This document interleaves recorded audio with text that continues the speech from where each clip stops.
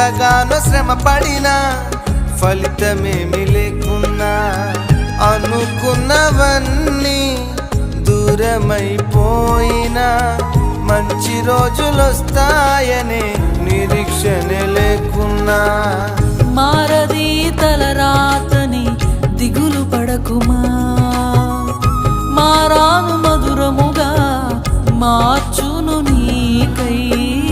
మారది తలరాతని దిగులు పడకుమా,